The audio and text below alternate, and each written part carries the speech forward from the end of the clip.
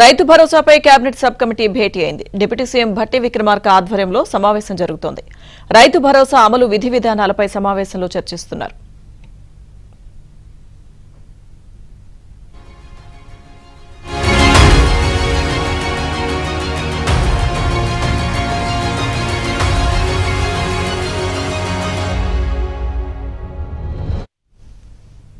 రైతు భరోసాపై cabinet sub committee భేటీ అయింది. Deputy CM Bhatti Vikramarka ఆధ్వర్యంలో సమావేశం జరుగుతోంది. రైతు భరోసా అమలు విధి విధానాలపై ఈ సమావేశంలో చర్చిస్తున్నారు. పూర్తి సమాచారం మా ప్రతినిధి నర్సింగ్రావు అందిస్తారు. నర్సింగ్రావు. ఎస్ లక్ష్మీ దుర్గా సచివాలయంలో కేబినెట్ సబ్ కమిటీ భేటీ అయింది.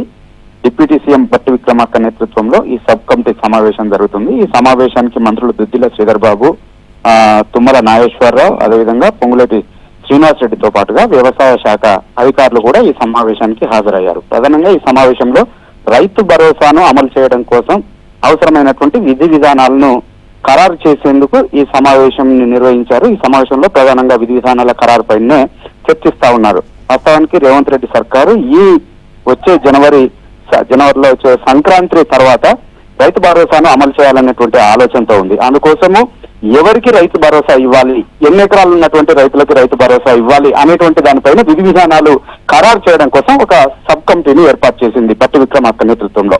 సో ఆ సబ్ కమిటీ ఇవాళ సమావేశమై ఈ విధి విధానాలపైన ప్రధానంగా చర్చిస్తుంది. ఇటీవల జరిగినటువంటి అసెంబ్లీ సమావేశాల్లో కూడా దీనిపైన చర్చించారు.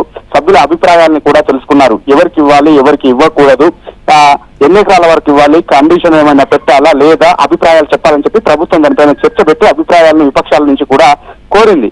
సో మళ్ళీ ఇప్పుడు సబ్ కమిటీ కూడా అసలు ఏం చేస్తే బాగుంటుంది, ఎవరికి ఇస్తే బాగుంటుంది అనేటువంటి దానిపైన ఒక విధానాన్ని తయారు చేయడం మీద ఇటు వ్యవసాయ శాఖ అధికారులతో పాటుగా మంత్రుల కమిటీ చర్చిస్తా ఉంది. గత ప్రభుత్వ హయాంలో కొండలు, గుట్టలు, వాగులు, వంకలు అనే తేడా లేకుండా, అంతేకాకుండా ఎవరైతే ప్లాట్లు చేశారో, వెంచర్లు వేశారో, అమ్ముకున్నారో వాటన్నింటికీ కూడా డబ్బులు, రైతు బంధు డబ్బులు ఇవ్వడం వల్ల దాదాపుగా రాష్ట్రానికి సంబంధించినటువంటి 20,000 కోట్ల ఆదాయము అనర్హులకి వెళ్ళింది.